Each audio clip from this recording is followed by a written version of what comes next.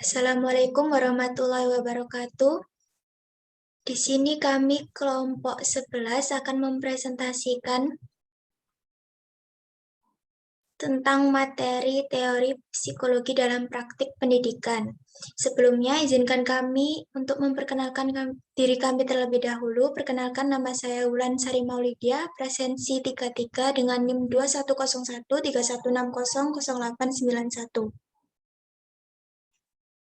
Saya Sabita Febi Adirlani, presensi 11, NIM 21013160896. Perkenalkan, nama saya Siti Fatimah dengan nomor presensi 22 dan NIM 210131600828. Baik, materi pertama akan disampaikan oleh Saudari Sabita Febi. Pengertian psikologi. Secara etimologi, psikologi berasal dari kata psike yang berarti jiwa dan logos yang berarti ilmu. Berdasarkan arti kata tersebut, secara harfiah, psikologi merupakan ilmu jiwa atau ilmu yang mempelajari tentang jiwa.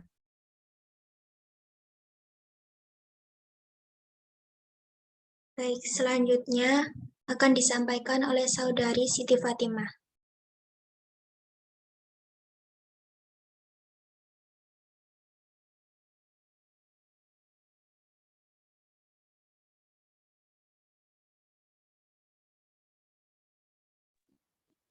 Baik, yang kedua B, yakni pengertian pendidikan. Dalam Kamus Besar Bahasa Indonesia atau KBBI pada tahun 1991-232, pendidikan berasal dari kata didik.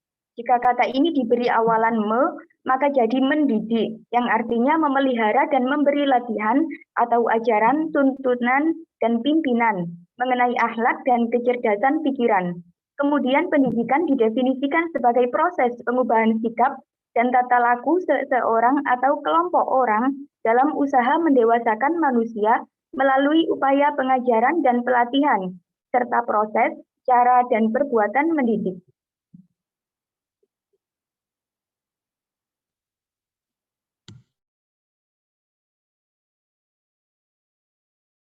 Materi selanjutnya akan disampaikan oleh saya.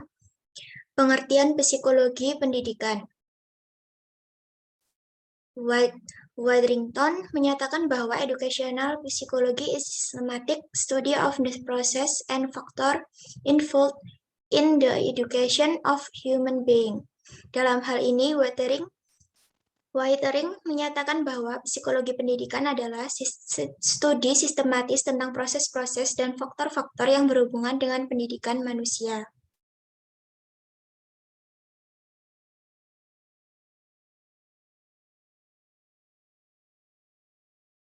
Materi selanjutnya akan dibacakan oleh Saudari Sabita Febi. Teori utama pendidikan. Yang pertama, teori empirisme. Berpandangan bahwa pribadi manusia terbentuk dari pengalaman berinteraksi dengan lingkungan. Bila teori empirisme digunakan secara konsisten dalam penyelenggaraan pendidikan, maka akan terdapat implikasi-implikasi berikut. Pendekatan otoriter akan dijadikan pendekatan utama dalam pengelolaan pendidikan.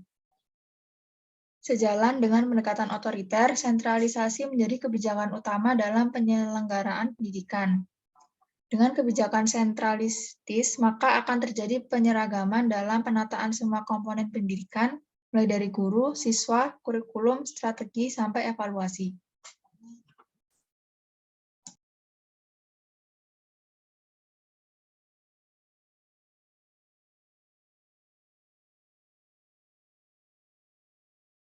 Selanjutnya akan dibacakan oleh Saudari Siti Fatimah.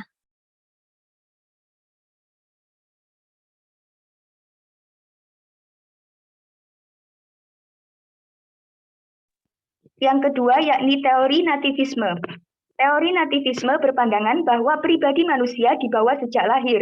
Manusia dipandang telah terbentuk pribadinya saat masih berada dalam kandungan. Pribadi manusia bersifat genetik, diturunkan dari orang tua kepada anak. Bila teori nativisme digunakan secara konsisten dalam penyelenggaraan pendidikan, maka akan terdapat implikasi-implikasi sebagai berikut. Yang pertama, pendekatan laissez-faire akan dijadikan pendekatan utama dalam pengelolaan pendidikan. Yang kedua, sejalan dengan pendekatan laissez-faire, sentralisasi atau otonomi mutlak akan menjadi kebijakan utama penyelenggaraan pendidikan.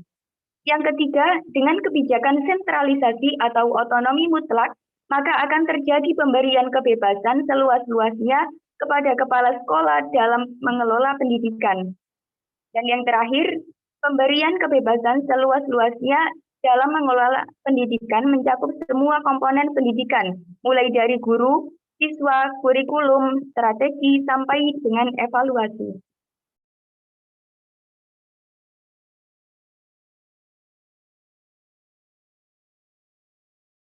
Selanjutnya, materi selanjutnya akan disampaikan oleh saya. Teori konvergensi. Teori ini berpandangan bahwa pribadi manusia adalah hasil perpaduan antara unsur genetik dan pengalaman berinteraksi dengan lingkungan.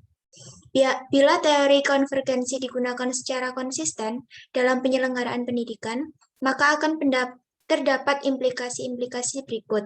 Yang pertama, pendekatan demokratis akan dijadikan pendekatan utama dalam pengelolaan pendidikan. Yang kedua, terkait dengan pendidikan demokratis tersebut, akan terdapat kebijakan pendidikan yang mengikat secara nasional, namun dalam kebijakan mengikat tersebut terdapat ruang yang memadai bagi daerah untuk berinisiatif dan berkreativitas dalam menyelenggarakan pendidikan. Dan yang ketiga, akan terjadi pemanduan secara sinergis terhadap komponen manusia, yakni pendidik dan peserta didik. Yang keempat, dalam konteks pendidikan sekolah, bakat serta minat guru dan siswa akan dijadikan acuan awal penataan pendidikan. Dan yang terakhir, penataan komponen lainnya, konkretnya kurikulum, strategi, dan evaluasi akan mengacu pada bakat serta minat guru dan siswa.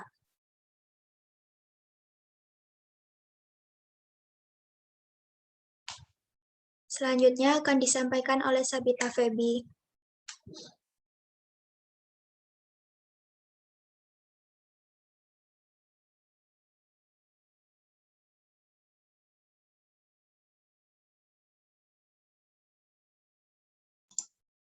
Teori empirisme, nativisme, dan konvergensi tentang pendidikan sejalan dengan sejumlah paradigma dan teori dari disiplin ilmu lain yang membahas manusia dengan segala dinamika dalam interaksinya, terutama psikologi, sosiologi, dan antropolog, sebagai ilmu penyumbang terbesar teori-teorinya untuk bidang pendidikan. Yang pertama, psikologi behaviorisme. Secara garis besar, pokok pikiran psikologi behaviorisme tentang pendidikan sebagai berikut. Yang pertama, pendidikan adalah proses perubahan tingkah laku untuk mencapai tujuan sesuai standar tertentu. Yang kedua, proses perubahan tingkah laku dilakukan dengan menggunakan teknik-teknik pembiasaan berbasis stimulus respon asosiasi. Yang ketiga, teknik-teknik utama pendidikan versi behaviorisme adalah teladan penguatan positif, penguatan negatif, penghapusan, dan pengalihan. Yang keempat, guru adalah pelaksana pembelajaran sesuai ketentuan standar yang telah ditetapkan terlebih dahulu oleh pihak-pihak di luar dirinya. Yang kelima, siswa wajib menjalankan tuntutan guru tanpa kompromi sebagai implikasi logis dari adanya ketentuan standar yang harus dicapai guru. Yang keenam, tujuan pembelajaran adalah agar terjadi perubahan tingkah laku berupa bertambahnya pengetahuan, keterampilan, dan sikap dalam diri siswa. Yang ketujuh, isi pembelajaran bersifat objektif, terstruktur, permanen, dan berstandar tunggal. Yang kedelapan, dalam hal strategi pembelajaran, metode ceramah dan drill merupakan metode utama. Yang kesembilan, dalam penataan iklim pembelajaran digunakan teknik motivasi, penguatan positif, penguatan negatif, pengalihan, dan hukuman.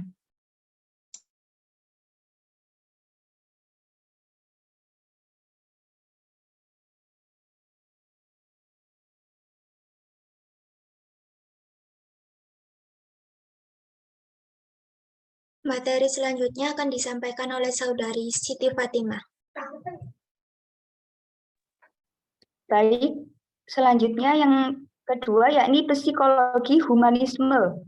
Mengacu pada teori kebutuhan manusia, menurut psikolog yang bernama Maslow serta pandangan Roger tentang manusia, dapat dikemukakan pokok pikiran tentang pendidikan humanisme sebagai berikut. Yang pertama, pendidikan adalah proses aktualisasi diri melalui pemenuhan kebutuhan hidup. Yang kedua, anak yang tidak terpenuhi kebutuhan fisik minimalnya tidak mungkin akan beraktualisasi diri secara efektif dan efisien. Yang ketiga, anak yang tidak terpenuhi kebutuhan rasa amannya secara memadai akan berkembang menjadi manusia yang cenderung penakut. Yang keempat, anak yang tidak terpenuhi kebutuhan dimiliki secara memadai akan berkembang menjadi manusia yang cenderung mudah merasa terasing. Dan yang kelima, yakni anak yang tidak terpenuhi kebutuhan harga dirinya akan berkembang menjadi manusia yang cenderung mudah sakit hati.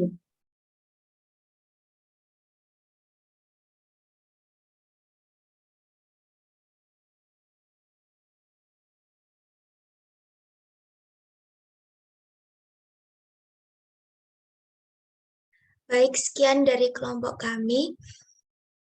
Bila ada kurang, mohon dimaafkan. Wassalamualaikum warahmatullahi wabarakatuh.